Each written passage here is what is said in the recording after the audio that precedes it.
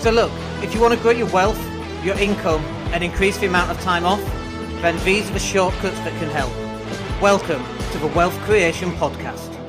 Welcome everybody, it's Dan Latto speaking. Hope you're well today. Today's Monday, the 15th of June. We're halfway through the month, halfway through the year. How's 2020 going for you? It's a little bit different than we expected this 2020, that's for sure. And as a reaction to all the stuff that's going on in the world, people are working from home a heck of a lot more than they were doing just a short time ago. So just 3 months ago, I mean, who would have guessed 3 months ago life would be like it is right now? It's just weird, isn't it? We're here in Spain, the lockdown's only just kind of been released, really. And we're able to go to shops and coffee shops and Primark and all of those different places. But it's weird as heck, quite frankly, and it's very uncomfortable. Everybody's wearing face masks and so on. But it has meant that the world of business has definitely changed for sure. And if you're not adapting your business to the nature of reality as it stands today, then you're going to miss a few tricks. And we've noticed a couple of things that are happening inside Facebook groups. Certainly a lot more people are coming into Facebook groups and they're trying to promote their business and they're kind of getting it wrong. So this session today is really about what can you do to improve the marketing that you're doing inside Facebook groups. And so we've got a list. Hey to everybody that's watching, please put a comment down below so I know that you're actually watching. If you've got a question, stick it in a box down below. It should come up on my screen and I can answer it for you. But we've got a couple of things that we want to run through in terms of groups. The first section is things that you shouldn't be doing in Facebook groups. And this is one of the big things that kind of winds me up a little bit, to be honest with you. And so someone comes in, they join a group, and almost instantly, they don't add any value to the group at all. They just plug their business. And the way they plug their business is they stick a link, like a link back to their website. And it's like Smith's Joinery link and a link. As though there's value in that post. There's zero value in that post. Unless somebody at that specific point in time wants a joiner, they might click on it, but you should be adding more value inside that post. Let me just see, we've got a couple of people coming through. Yes, just about. I wish we could press the reset button for 2020. Just unplug it, plug it back in again. Totally agree on that. What a way to begin the decade. It's crazy, isn't it? Absolutely. So, when you join a group, don't just post a link to your website and that's it. You're not adding any value. And so people just discount it. And then all that happens inside that group is it looks really spammy and there's no engagement in that group. And that's definitely not what we want either. And then the same goes for just posting a link back to your Facebook page. Or even worse, actually, a link back to your Facebook group. So you're in somebody else's group and you're posting a link to your group. I mean, honestly, we'd probably delete those posts and probably remove the member because we know that they're just going to do it again. And so we don't want to have to deal with those kind of members. And so the idea here, Angelo's in the house. Welcome, Angelo. Hope you're well today. Thank you for joining. So what you want to be doing is you want to be adding value, but also you don't want to be annoying the admins inside the group because you're not going to last long inside that group, you see. You're just going to get your posts removed and you're going to then be removed as well. Especially if you just keep posting spam and the same thing again and again and again. So don't just post links, one to your website, two to your Facebook page, and three is a definite no-no. Don't post links back to somebody else's group or your group away from this group. Okay. Next one is, and I've had this, where someone's posted something in a group, and I go, that sounds interesting, tell me more. And they respond and say, click the link to find out more. Like, I'm clicking no link. And it's like, you don't say something back to the person saying, well, I'm not going to click a link. I've asked you a question. Why don't you just answer the goddamn question, right? Most people won't do that. Sometimes I might, depending on my frame of mind, but I know it's just going to piss them off as well. So all that ends up with is two people being really annoyed. But when somebody responds to you, actually answer their question. That's the point. Imagine picking up the phone, and this is exactly the same situation, okay? Imagine picking up the phone to Smith's Joiners. By the way, I don't know if we've got a Smith's Joiners in the group. If we have, it's not you specifically I'm referring to, it's just a coincidence. But imagine picking up the phone going, can you tell me more about your fitting fire doors? Yeah, just check the website, slams the phone down. Like, you would never do that, would you, in real life? And being on Facebook and social media is exactly the same thing. If I'm asking you a question, don't just vent directly to your website. Why don't you answer the damn question? Because then I'd be going, great, how much is it? When can you do it? Let me get you on the phone. Let's get you installing. You just lost a customer, effectively, because you couldn't be bothered actually responding. And I'm hoping this makes sense. Just give me a yeehaw in the box down below so I know you're actually listening, number one. But number two, it actually makes sense. But you've got to start engaging with people. And if you ask a question in a group and somebody responds, you should then respond back. Imagine being in a coffee shop and somebody asks you a question and then you don't respond back. It's rude, right? That's not what we want. That's not what Facebook groups are about. It's about engaging and getting to know what other people are doing and what we're talking about and building relationships, because people buy from people ultimately. So 100%, mate, honestly, just don't think people know how to do business properly. Absolutely. And that's actually why we go live 3 times a week, just to answer some of these really simple questions. Like, I think these are really obvious, but then we've been in social media for ages anyway. And Hella's just agreeing there as well. So let's talk about some of the right things that you can do then, and then hopefully that will help people just get to know a little bit more. So one of the biggest things is you've got to start adding value. When you start adding value into the group, people will recognize it. You will stand out because you're adding more value. And it's not just asking questions. Like, you don't necessarily add value by asking questions, but you add value by giving some advice or solving a particular problem. So we could say, for example, I'll give you an example of a problem that we had a client who had. They got an ebook which wasn't working as a lead magnet. People just weren't opting in for it. And so our suggestion is that they turn that ebook into a paid-for mini training course. And someone's just started cutting grass over there. Thank you very much. We'll talk over. But converting an ebook into a paid-for training course, sell it for £20. Every time you make 20 quid, you can either keep that cash or you can put that then into Facebook ads. So then it's like this ongoing thing. Every time you sell a book, you make more money to sell more. Every time you sell a training course, you make more money to sell more training courses. And then you've got an upsell. Like, that piece of information right there is really valuable information for those people who are not sure how to do that kind of thing. So always add value. So that little snippet right there, if I type that up and added it as value, some people will go, oh yeah, that makes sense. Dan knows what he's talking about. By the way, some people will always go, he doesn't know what he's doing. He's an idiot. And that's true, right? Not that he's an idiot, but some people will say that. That's none of my concern. It's none of my responsibility. If they want to think that, that's great. But always someone who's going to put you down anyway. Nothing to do with me. If you don't like what we do, that's okay. It's not a problem. Don't use us. But then that's a small percentage of people who are going to go, that's a useful piece of advice. Thank you. Now, you've got to do this on a consistent basis, because every time you're posting and you're adding value, you're building reputation.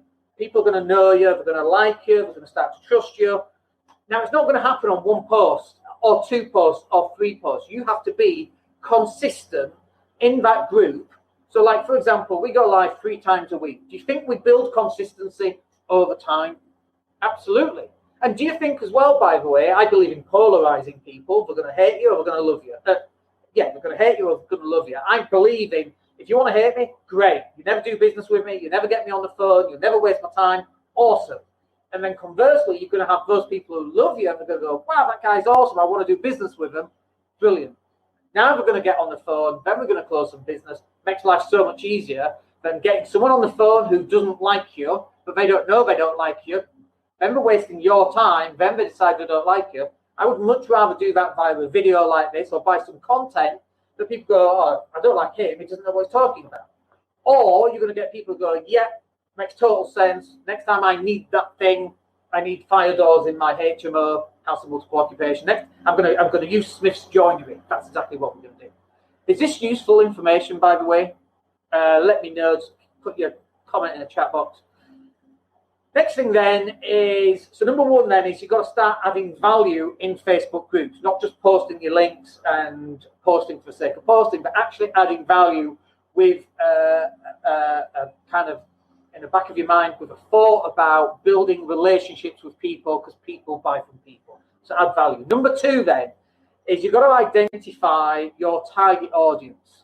Now, So let's say, for example, in the Leeds business networking group that I'm an admin of, and we are streaming directly into that group, plus a couple of other groups as well. So in that group, for example, there's like 3,500 people, all do completely different things, totally random things. Someone who does meals at home where they come in and chef for you, which I think is an awesome idea, to people who do keep fit and joinery and fire alarms and CCTV, all sorts of different people, okay? So how do you identify your audience when there's 3,500 different types of business within that group? And you do it by asking a question. I'll give you an example. So the example, looking at my notes here, I used was, do you need cheaper stationery? Do you need fire doors? For, or even better, are you a landlord and do you need cheaper fire doors? Like, you could even just stop at, are you a landlord? Because you might be a letting agency or an estate agency. Are you a landlord and need to find your next tenant? Like that straight away, if I'm not a landlord, but I read that, I know in an instant not to read it because it's nothing to do with me. You could say, no, I'm not a landlord. I don't need to read that one. Are you overweight and would like to lose 6 kilos in the next 10 weeks? Brilliant. I'm overweight. I want to lose some weight. And let me read more. Now you're moving those people that it's got nothing to do with and that will not be interested. They'll just move on to the next post. And those people who are interested, now you've caught their attention. And that's what it's about. In identifying your target audience, you've now got their attention by asking one simple question. The other part of this is working out why you specifically. Like, I mean, for example, right now we're just installing fire doors in a couple of our houses to maintain our safety and improve lives for tenants and all that kind of thing, right? So right now, that's what we're looking for. We've actually got a joiner that does that. But as we know, over time, people generally let yourself down over a period of time, 20 years. They start off well and then they go downhill for whatever reason. So we might need another joiner. So you just put in, are you a landlord looking for fire doors? And I happen to be that person, then I will get them. Now, the next bit really is to explain what your unique selling proposition is. What's your USP? What's so special about that particular company? Now, it might just be that that business happened to post at the exact time that I need it. But you could also put in things like free survey available. Get a 3 quote. Like 3 quotes are pretty rubbish because everyone gives away 3 quotes. You need to work on something that's uniquely you. So the example I used, using a stationery salesperson's example, is free delivery in 90 minutes or your money back. Something like that. Like who's a pizza company that used to do that? Domino's, 30 minutes or your pizza's free. Brilliant. That changed the pizza industry when Domino's came in because that's their USP. So at the point of sale, you need how many reams? 12 reams of A4 paper. Great. Where are you? Leeds 12. Brilliant. I'll get that there within 90 minutes. Awesome. Like that's a really USP, unique selling point for that particular business. But you've got to explain what that is for the people within the Facebook group. So this is then what we move on to what we call branding and value.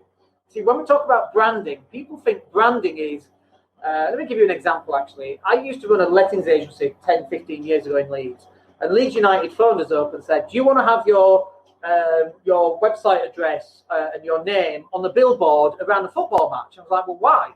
And they're like, branding. I'm like, well, what does branding mean? Well, it's having your name splashed about. No. That's not what branding means. Branding takes place inside someone's head. And branding is about what a person thinks about and feels about your business. Like, for example, let's take Gap. I hate Gap, the clothing company. Khaki shorts. Why would I want to wear khaki shorts? Khaki in Leeds means crap anyway. Why would I want khaki shorts, right? Like, I know Gap. Everybody on the planet knows Gap. Not everyone on the planet knows Gap, but lots of people know Gap. I would never shop in Gap. So even though I know the name, I wouldn't shop there because it doesn't align to my brand values. It just doesn't. For whatever reason, I just don't like Gap. So the brand values is what you've got to be pushing out there so people understand what your brand values are. Let me give you another example. So we did a thing where we had a tenant who had coronavirus, and we were checking in on all our tenants to make sure they were okay. We were talking about rent so we could prepare for who wasn't paying rent and who could. And this tenant, he was off work, and I'm like, so are you okay? And this guy hadn't eaten in 5 days. And I'm like, dude, what do you mean he's not eaten in 5 days? And he's like, I've got no money. I'm off work, self-employed, I'm off work. He lives on his own.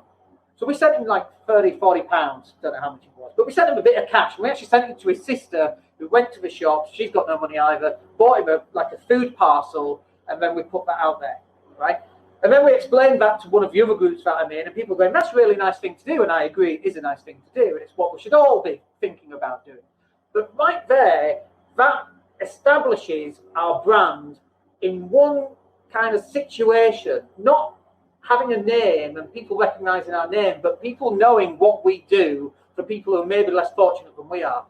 That right there is brand values. If you care about people, if you're going to be on time and you guarantee delivery in 90 minutes or it's free, whatever that happens to be, if you can demonstrate that as a value, then it's going to stick. And if you're out doing this, you should let people know what the brand values are. So don't just post your name or a link to your website. Explain why it's important that people use you rather than the next person. 10% of all sales goes to the homeless charity. Whatever that happens to be, you can do different things as well. So, for example, when I worked for a major bank in Leeds, going back 20 years ago, is this? I was like 25 years ago it was. And one of the things that we did once a month, at the end of the month, was we'd go around and we'd ask people for old clothes, we'd bag them up, and then we'd take them to either something like British Heart Foundation, or we'd take them to the homeless shelter so they could go through the clothes. Like, right there is wonderful brand values. And it's nothing to do with your business, but it demonstrates who you are as an individual, because let's face it, people buy from people. People buy from people that they know, like, and trust. Is this making sense, by the way? So your USP, whatever that happens to be, and your USP doesn't have to be charity stuff or anything like that. It could just be never let a customer down. We had a customer, he had a problem. This is an example of what we did to go and solve that problem. That right there is a wonderful post. Mr. Smith, he'd run out of ink. He had an urgent document that he needed to print out and take to the solicitors to get signed off. He phoned us up. It was 4:30 on a Friday. He had a broken leg. He couldn't get out to the shops to get an ink replacement. He phoned us up. He explained what was going on. And we said to him, not a problem. We'll be there in 90 minutes. We dropped the toner cartridge. Heck, we even waited for him to print it, and we popped it off at his solicitors just as an extra thing. Like, how amazing is that? And by the way, that's not a unique thing. We see clients doing amazing things for customers all the time, but they never demonstrate it to anybody else. It's crazy. I don't know why would you not talk about that? That's a wonderful thing to do if it was a true story. That one wasn't. I just made that one up. But if it was a true story, you should be demonstrating this out. So, like, if you're posting into Facebook groups, what a wonderful story to post, as long as it's truthful, right? So, you should be offering brand values within whatever you're posting. So let me give you an example of a post, and then we're going to move to questions. So if you've got a question and you want it answering, just pop it in the box down below and we'll answer it. Otherwise, we end the live and that's it for the day. Okay, so an example of a post, I'm just referring to my notes here. So I put, do you need cheaper stationery? So that's identifying the audience who may be in business, they might need cheaper stationery, or do you need quality A4 paper delivered in 90 minutes? Whatever, right? XYZ, God, so American. XYZ, sorry. XYZ is the leading stationery supplier in Leeds, and our clients come back time and time again for our great prices and superb services. Sorry, there's a fly. If you need to place a stationery order, give us a call and let's see if we can get you a cheaper price. That's a great example of a post. You can add a GIF. By the way, you should practice adding GIFs, adding pictures, adding a logo, adding a testimonial, adding a video to that text. Try and test it and see what works, see what doesn't work. So if you're fitness guy and you are a PT and you want to help people lose weight, you could give little tips. Like, don't do them every day because it's obvious what you're doing, right? But you could give them once or twice a week and say, just had a client, they joined 4 weeks ago, they've lost 4 pounds in 4 weeks. We think that's brilliant. It's not too fast, it's not too slow, it's just right. If you'd like to lose weight in the next 4 weeks, or rather, if you'd like to lose 4 pounds in the next 4 weeks, give us a call or fill in the form on the website and let's have a chat and see what we can do to get you there as fast as possible. That's a wonderful way of doing it. So let's have a look. We've got a question. Top 3 advertising strategies. Oh, there you go. You would use to promote a fitness business in your local area. So interesting. Joe, what's he called? Joe, whatever he's called, he's on Facebook and all the ladies swooned over Joe doing his Keep Fit on the morning. He came out of nowhere, didn't he? And was very popular.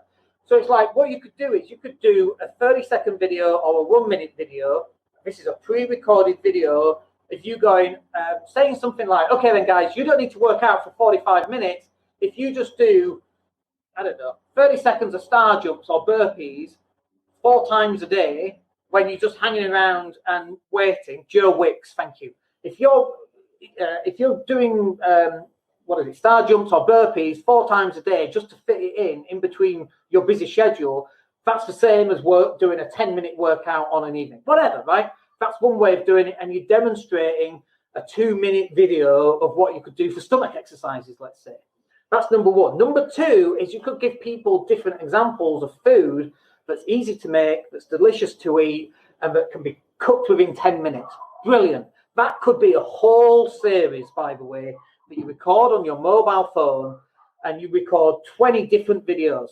If you do 20 different videos and you post one video every 3 days, you've now got 60 days worth of content.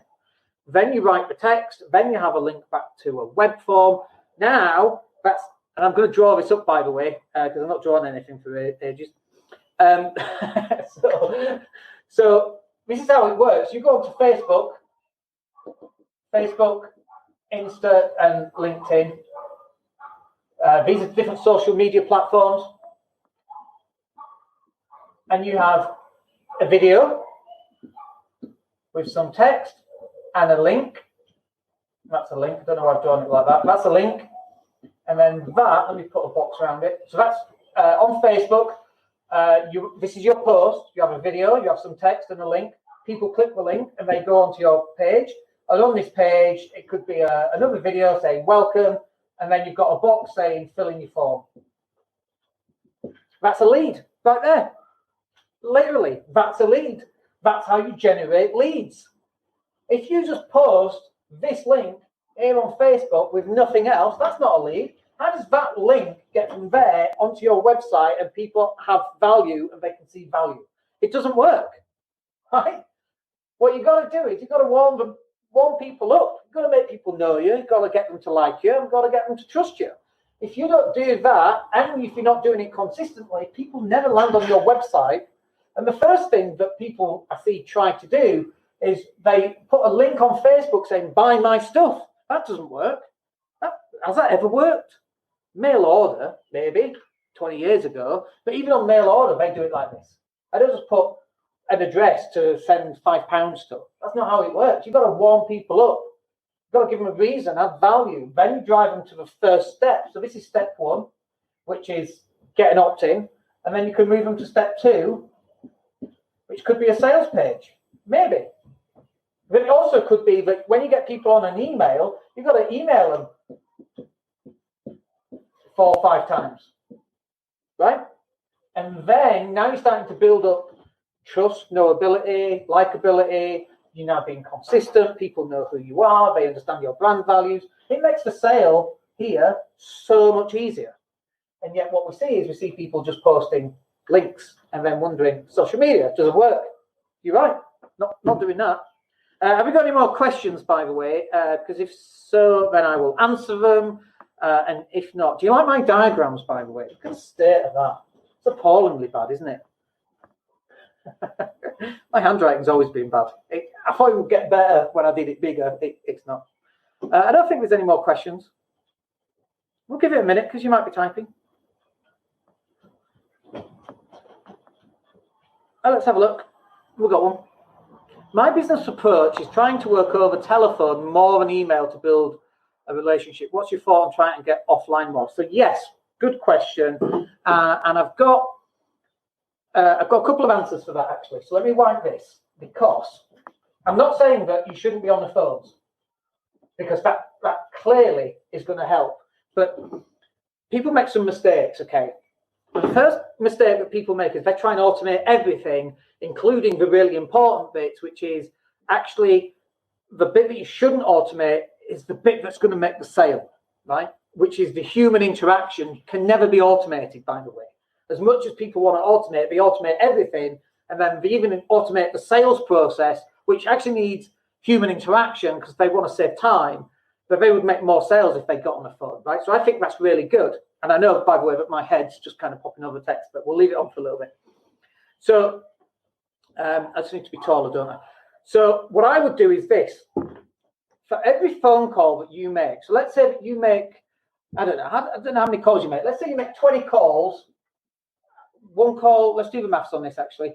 One call every 6 minutes. So that's 10 calls an hour. And let's say 4 hours, so that's 40 phone calls over 4 hours. Okay? Now, if you took Mondays and you saved those 4 hours for creating videos, right? And each video is 6 minutes long. Instead, you're going to like this, by the way. Trust me on this, you're going to like it. What you could have is 40 videos, which you spent 4 hours doing, okay? You release a video, let's say one every 3 days, 3 days times 40 is 120 days. Is that 4 months?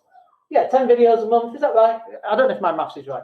Now you've got 120 days worth of content going out because you're putting out a video every 3 days, right? So this is the important bit. Here, you have to do this again and again and again. You have to physically be there. This one, you do this once, okay? And after 120 days, do you know what you do? You go back to video number 1. And you do the same again. And after another 120 days, do you know what you do again? Let me get rid of that so you can see it. You still can't see it. Hang on. Let's get rid of that. Okay. You go to video number 1 and you do the same again. So what you've done here is you've expanded this 4 hours here. You've moved it onto videos, but now you've got what, 360 days worth of content. You've got a whole year of content. This right here now is like a marketing person working for 365 days, and all it's cost you is 4 hours of your time. So this is one of the things that used to annoy me about networking events. You go to a networking event, it takes you 45 minutes to get there. You're there for an hour, okay? And by the way, if I said to you 50 people at a networking event, how many people do you think you should speak to? Answer that, by the way. Stick it in the box down below. 50 people at a networking event, how many people do you think you should speak to?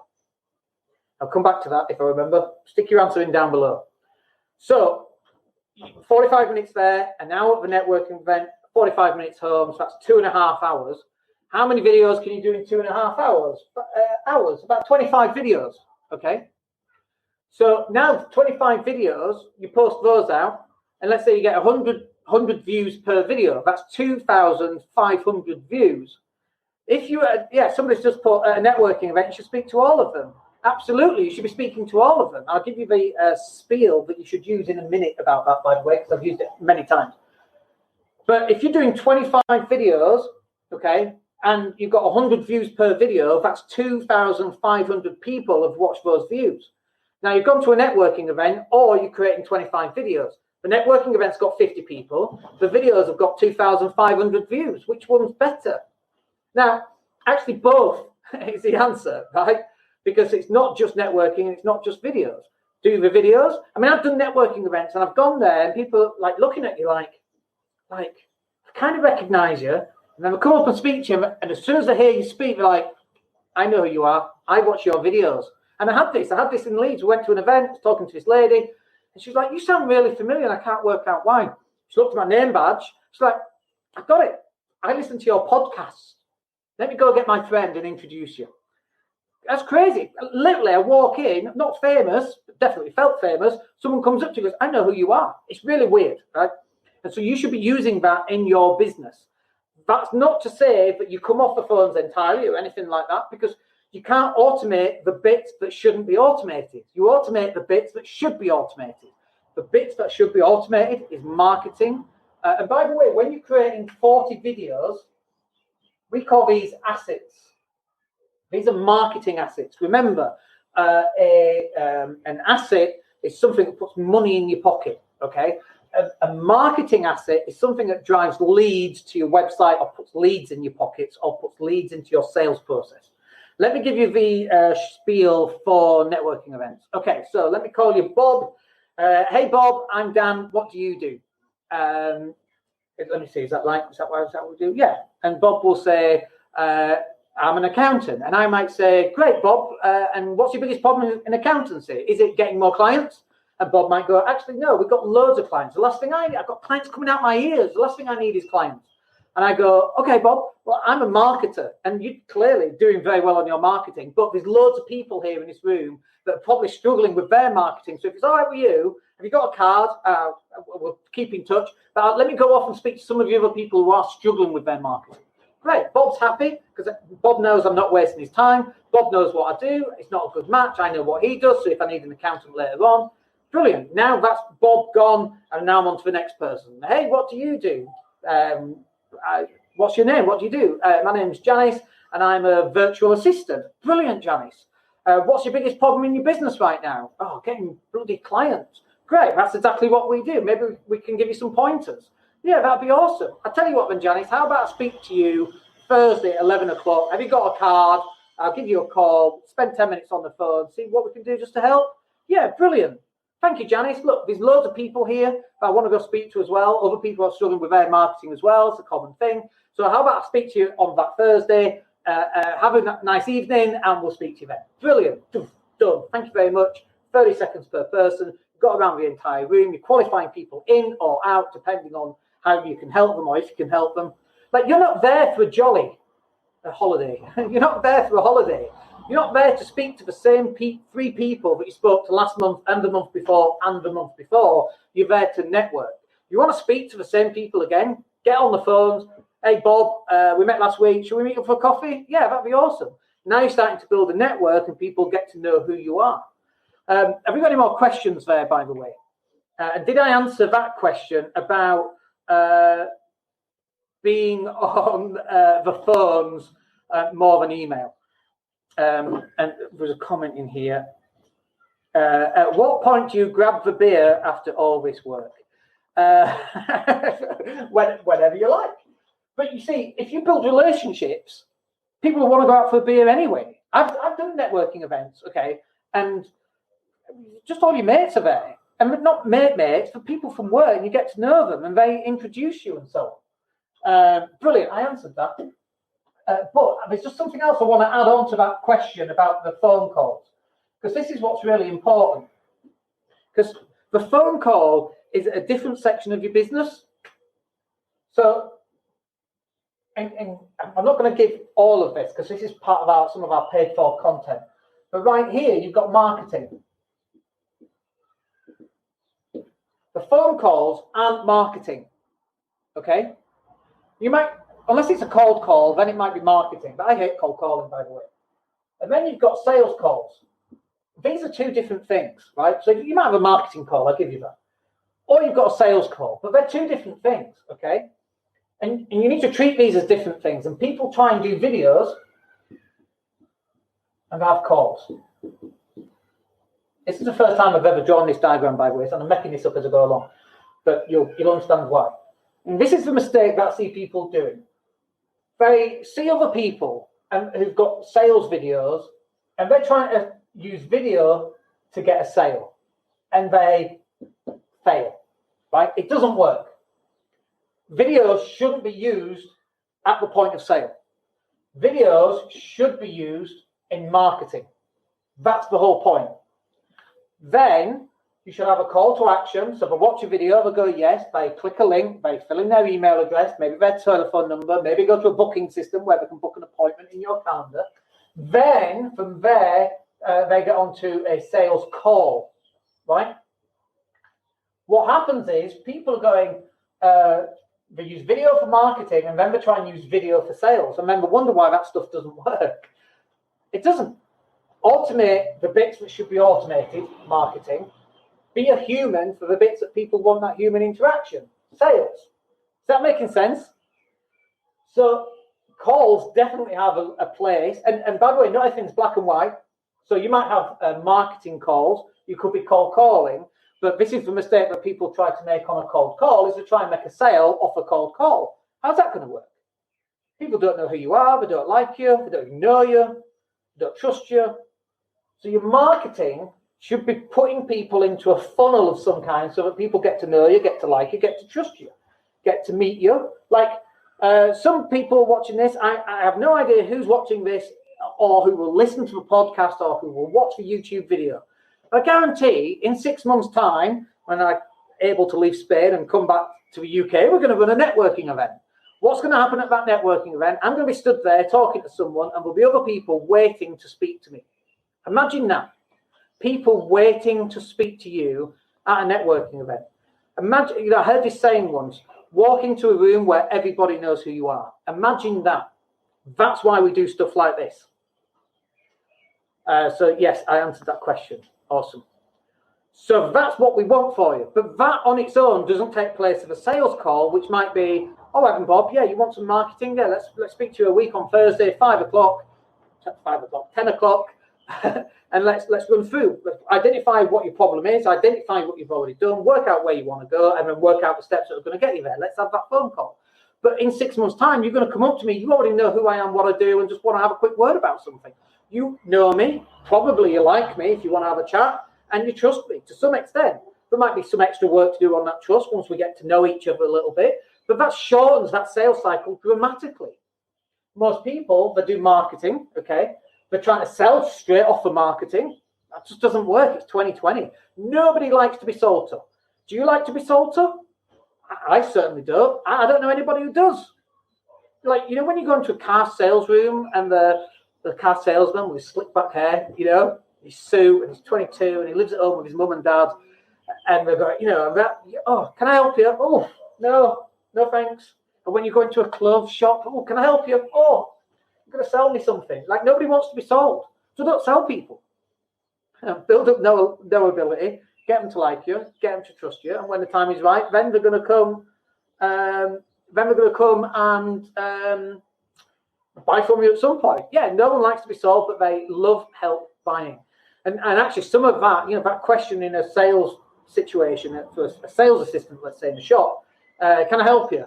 That's a closed question. It's a yes or no answer. 99% it's no. Like, what size are you looking for? Might be a better one. Is it for you or is it for someone else? Like, they're better questions, right? There's not enough sales training, just not enough training in business going on at all. Right, we're going to call it there because I can go all day. We got stuff to do. So hope that's useful for you. We will catch up with you on Wednesday, 12 o'clock, right here. We're going to talk about property in a property cash flow show. So we'll catch up with you then. If you've got any questions about property, come and speak to me on Wednesday. Other than that, have a good couple of days. Stay safe, and we'll speak to you soon. My name's Daniel Latto. Take care. Hey, it's Dan here. Thank you for listening. Really appreciate each and every one of you. Please click like or subscribe to the entire podcast.